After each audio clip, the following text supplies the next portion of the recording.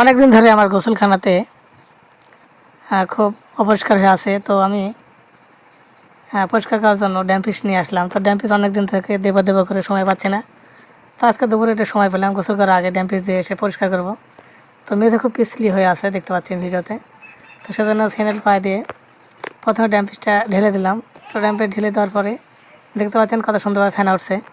তো স্বাভাবিক ড্যাম্পিস দিলে কিন্তু ফ্যান উঠে প্রথমে, তারপরে আবার ডবল করে দিলে কারণ বেশি পরিষ্কার হয়। তো প্রথমে আমি দিয়ে অল্প করে দিয়ে নিচ্ছি, মুখ বেঁধে নিয়েছি, যেহেতু মুখে গেলে খারাপ লাগে, কাশি হয়।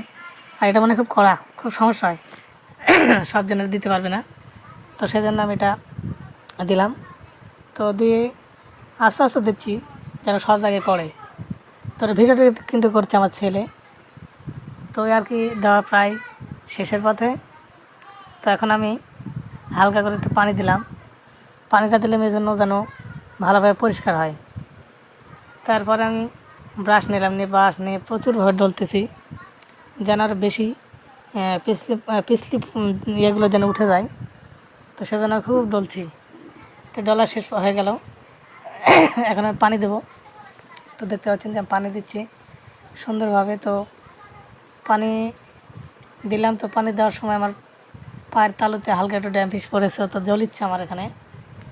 তো খারাপই লাগলো যে সমস্যা হয় নাকি, পুড়ে যায় নাকি। তো নাই আর কি। তো এখন আমি পানি দিচ্ছি মগ দিয়ে, দেখুন পানি দিয়ে পরিষ্কার করে নিলাম যে সুন্দরভাবে যেন সব পরিষ্কার হয়ে যায়। তো দেখুন পরিষ্কার হয়ে গেল কিন্তু একবার সুন্দর, কোনো সমস্যা নেই। অনেকক্ষণের কাজ 1 মিনিটে শেষ। তো ড্যাম্পিস কিন্তু কম দাম হলে খুব কার্যকর একটা জিনিস। অনেকে আবার দোকানে কিন্তু ঠকায়, ড্যাম্পিস বলে কিন্তু অন্যটা দেয়। তো আসল ড্যাম্পিস আপনারা ক্রয় করবেন।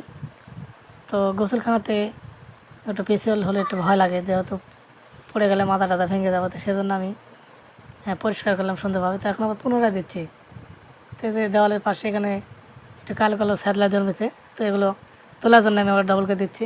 তো দেখতে পাচ্ছেন কত সুন্দরভাবে উঠে গেলে এগুলো।